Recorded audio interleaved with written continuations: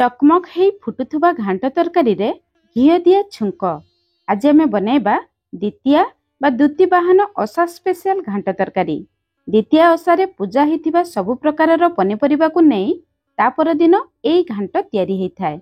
एई घांट रे कोन कोन पनिपरिबा व्यवहार करा जाय, केमिति तयारी हुए, वीडियो रे सब किछि मु शेयर करछि। रेसिपी पसंद आसले प्लीज वीडियो को लाइक करंतु, निश्चय गटे शेयर करंतु। चैनल ले नुआ थिले प्लीज चैनल को सब्सक्राइब करंतु।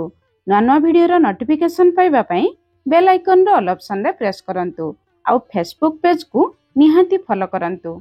जय जगन्नाथ, मु सस्मिता आपण समस्तन को स्वागत करूछि सस्मिता स्टार किचन को। आजिर एई घांट तरकारी बनेबा पई मु एई सब पनिपरिबा नेछि। चलंतु देखिबा कोन कोन पनिपरिबा दरकार। द्वितीय घांटर मुख्य परिबा हेउछि ओउ। ओउ बिना एई घांट अधूरा। जदि आपण मानक पाखरे ओउ नाही, ओडिसा बाहरे रहउचंती, ताहाले भी बिना ओउ रे एई घांट बनै परिबे। ता छडा नेछि 200 ग्राम रो कखारु। कखारु टिके अधिक नेबे, चपा लगै नेबे, घांट रे खाइबा पई भल लागिबो। गोटे बड़ साइज रो बाइगण कखारु टिके अधिक नेबे। 150 ग्राम पाखापाखी भंडा। भंडा बेसी देबे नाही, घांट रे पानिया लागिबो।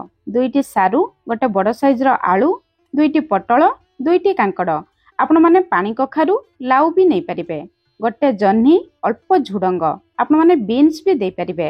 अल्प कुंदुरी, गोटे गाजर, 2टी छुई। एतिकी पनिपरिबा पई मु 2टी बड़ साइज रो टमाटो नेछि।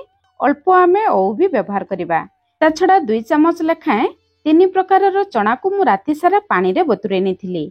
कला चना, मटर चना, काबुली चना। पनिपरिबा को देखि चना व्यवहार करिबे। 3 चमच बुट डाली, 3 चमच गोटा मुग, 2 रु 3 चमच मु मीठा मका नेछि। मीठा मका टोटाली ऑप्शनल अछि। 4 चमच खंड नडिया, 5 रु 6 चमच कोरा नडिया। नडिया कोरा खंड नडिया मिसेई कि देबे, घांट रे खाइबा पई भल लागिबो। टाण पनिपरिबा गुडी को एमिति छोट छोट काटि नेबे। तरकारी रे बहुत जल्दी सिझि जिवो। जेतिकी नरम पनिपरिबा नेथिबे टिके बड़ आकार काटिबे, नहले तरकारी रे बहुत जल्दी घांटी जिवो। कखारु रो चपा रखिबे, तरकारी रे घांटिबो नाही। बाइगण कंचा कदली को काटी सारिबा परे हळदी पानी रे रखिबे, जमा कला पड़िबो नाही। बाइगण को टिके बड़ पीसेस रे काटिबे, बाइगण तरकारी रे बहुत जल्दी घांटी जाए।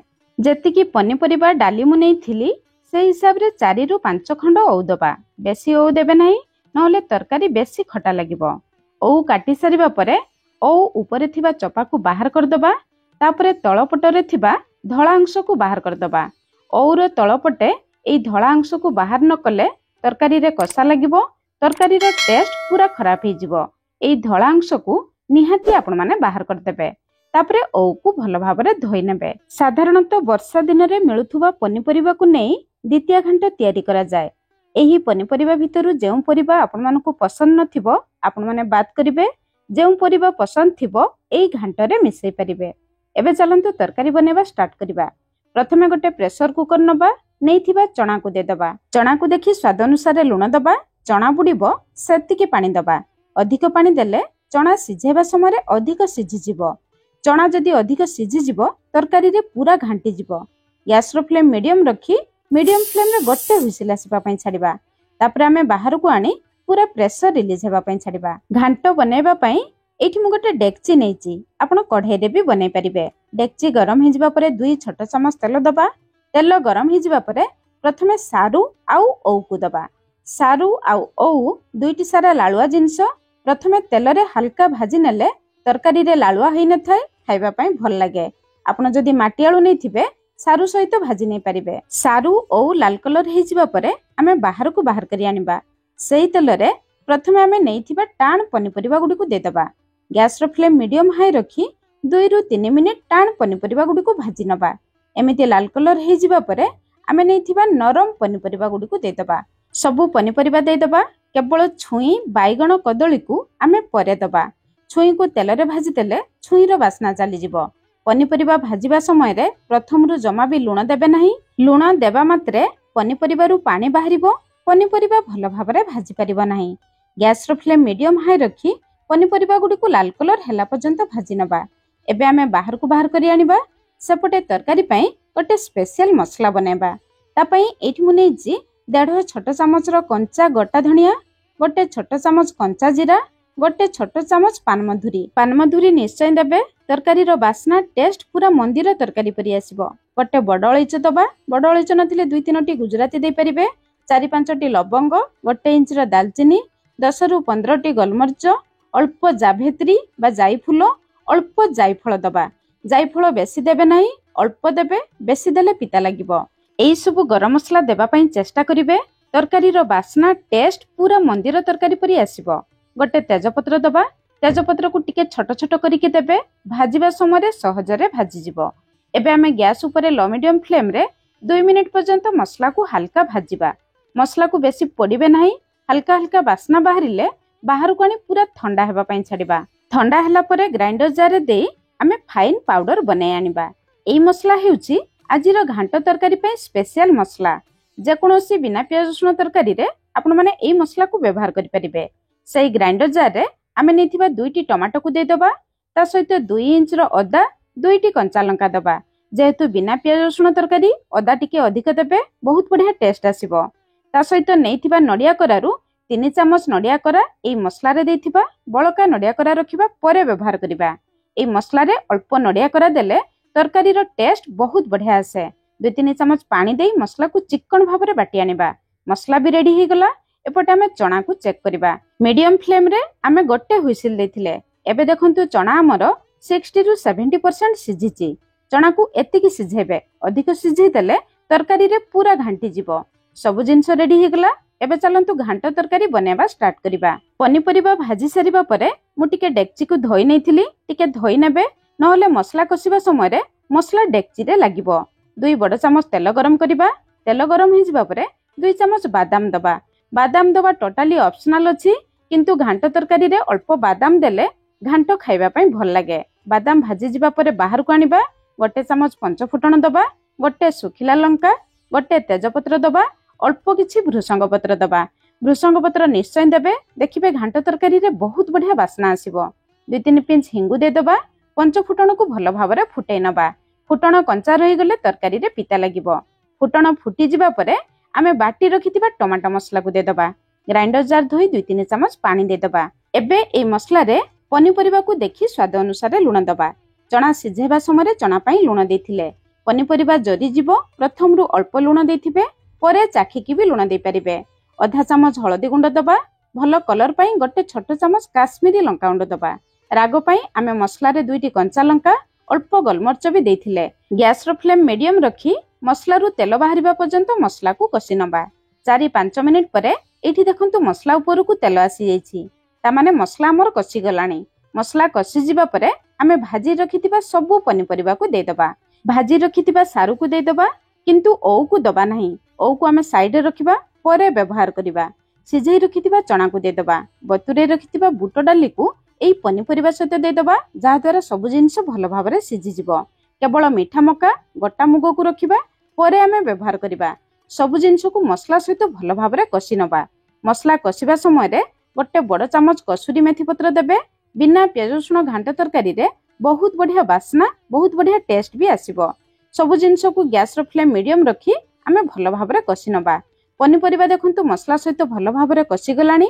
जमा पनीपरिबा रे पानी नाही। एबे सेतरे आमे पानी गरम करिके दबा। पनीपरिबा कसिबा समय रे आपण माने पानी गरम करने थिबे। पनीपरिबा बुडिबो, ता ऊपर को पानी देबे, कारण पनीपरिबा पानी रे ही सिझिबो। गैस रो फ्लेम हाई रखिबा। पानी को भल भाबरे फुटे नबा। पानी एमिति फुटी जिबा परे आमे गैस रो फ्लेम मीडियम रखिबा। मीडियम फ्लेम रे 10 रु 12 मिनिट कभर करिबा। एमिति अधा कभर करिवे, नहले झळ उतुरी बाहर को आसी जिवो। 12 मिनिट परे एठी आमे पनीपरिबा को चेक करिबा। पानी आमे जेतिकी देथिले देखंतु पानी टिके कमी जाईची। प्रथमे चलंतु टाणो पनीपरिबा गुडी को चेक करिबा। अमृतभंडा देखंतु 60 रु 70% सिझि आसलाणी। कखारु भल भाबरे सिझि आसलाणी। टाणो पनीपरिबा एतिकी सिझि जिबा परे आमे गैस रो फ्लेम हाई रखिबा। पानी जेउठी फुटुथुबो सेई जागा रे बाईगण, कंचा कदली छुई को दे दबा। मीठा मका, गोटा मुग को भी एई स्टेज रे दे दबा, जहा द्वारा सब जिंस भल भाबरे सिझि जिवो। खंड नडिया सब दे दबा। नडिया करारु गोटे चामच रखिबा, परे व्यवहार करिबा। एई समय रे आमे बनेइथिबा घांट मसला रु 2 चामच मसला दबा। बळका मसला रखिबा, परे व्यवहार करिबा। सब जिंस को टिके गळे नबा। जेहेतु आमे बाईगण देइछे, गैस रो फ्लेम हाई रखी 2 मिनिट पर्यंत कभर करिबा। ଯାହାଦ୍ୱାରା ବାଇଗଣ ଜମା କଳା ପଡ଼ିବ ନାହିଁ। 2 ମିନିଟ୍ ପରେ ଏଇଠି ଦେଖନ୍ତୁ ବାଇଗଣର କଲର ଜମା ଚେଞ୍ଜ ହେଇନାହିଁ। ତରକାରୀ ବି ଭଲ ଭାବରେ ଫୁଟି ଯାଇଛି। ଏବେ ଆମେ ଗ୍ୟାସର ଫ୍ଲେମ୍ ମିଡିୟମ ରଖିବା। ମିଡିୟମ ଫ୍ଲେମ୍ରେ ଆଉ 12ରୁ 15 ମିନିଟ୍ କଭର କରିବା। 15 ମିନିଟ୍ ପରେ ଏଇଠି ଆମେ ତରକାରୀକୁ ଚେକ୍ କରିବା। ଏବେ ଦେଖନ୍ତୁ ତରକାରୀର କଲର ଚେଞ୍ଜ ହେଇ ଆସିଲାଣି। ପନିପରିବାର କଲର ଚେଞ୍ଜ ହେଇଯାଇଛି। ବାଇଗଣ ଶେଷରେ ଦେଇଥିଲେ, ଦେଖନ୍ତୁ ବାଇଗଣ ଭଲ ଭାବରେ ସିଝି ଯାଇଛି। ବାଇଗଣ ପନିପରିବା ସବୁ ଭଲ ଭାବରେ ସିଝିଯିବା ପରେ ଶେଷରେ ଆମେ ଓଉ ଦେବା। ଓଉ ଖଟା ଜିନିଷ ପ୍ରଥମରୁ ଦେଇଦେଲେ ପନିପରିବା ଭଲ ଭାବରେ ସିଝି ପାରିବ ନାହିଁ। ଓଉ ଦେଇ ସାରିବା ପରେ ଶେଷରେ ତରକାରୀରୁ ଅଳ୍ପ ଆଣି ଚାଖିବେ। ଯେତିକି ଲୁଣ ଦରକାର ପଡ଼ିବ ଦେଖିକି ଆପଣମାନେ ଦେଇଦେବେ। ଓଉ ଗଳେଇ ସାରିବା ପରେ ଏଇଠି ଦେଖନ୍ତୁ ପନିପରିବା ଅଲଗା ଅଛି, ଝୋଳ ଅଲଗା ଅଛି। ଘାଣ୍ଟ ତରକାରୀ ପରି ଲାଗୁନାହିଁ। ଏବେ ଆଉ 5 ମିନିଟ୍ ଆମେ ଲୋ ମିଡିୟମ ଫ୍ଲେମ୍ରେ ପୁରା କଭର କରିବା, ଯାହାଦ୍ୱାରା ସବୁ ପନିପରିବା ଝୋଳ ପରସ୍ପର ମିଶିଯିବେ। ତରକାରୀ ପୁରା ଘାଣ୍ଟ ତରକାରୀ ପରି ଲାଗିବ। ଆଉ 5 ମିନିଟ୍ ପରେ ଏଇଠି ଆମ ତରକାରୀର ଫାଇନାଲ ଲୁକ୍ ଦେଖନ୍ତୁ। ଡାଲି ପନିପରିବା ସବୁ ପରସ୍ପର ମିଶି ଯାଇଛନ୍ତି। କଳା ଚଣା କାବୁଲି ଚଣା ସବୁ ଭଲ ଭାବରେ ସିଝି ଯାଇଛି। କିଛି ପନିପରିବା ଭଲ ଭାବରେ ମିଶି ଯାଇଛନ୍ତି, କିଛି ପନିପରିବା ଗୋଟା ଗୋଟା ଅଛି। ଛୁଇଁ ଦେଖନ୍ତୁ ଜମା ବି ଘାଣ୍ଟି ନାହିଁ। ଓଉକୁ ଆମେ ଶେଷରେ ଦେଇଥିଲେ, ଓଉ ଦେଖନ୍ତୁ ଭଲ ଭାବରେ ସିଝି ଯାଇଛି। ଶେଷରେ ବଳକା ରଖିଥିବା ଘାଣ୍ଟ ମସଲା ଦେଇଦେବା। ବଳକା ରଖିଥିବା ନଡ଼ିଆ କୋରା ଦେଇଦେବା ଏବଂ ଭାଜି ରଖିଥିବା ଚିନାବାଦାମକୁ ଏଇ ଷ୍ଟେଜରେ ଦେବା। ଶେଷରେ ଦେଲେ ଖାଇବା ପାଇଁ ଭଲ ଲାଗିବ। ବେଶ କିଛି ଧନିଆ ପତ୍ର ଦେଇଦେବା। ସବୁ ଜିନିଷକୁ ଭଲ ଭାବରେ ଗୋଳେଇ ନବା।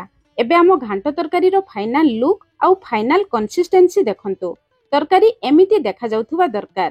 ସବୁ ଜିନିଷ ପରସ୍ପର ମିଶିଥିବେ କିନ୍ତୁ ଦେଖାଯାଉଥିବେ।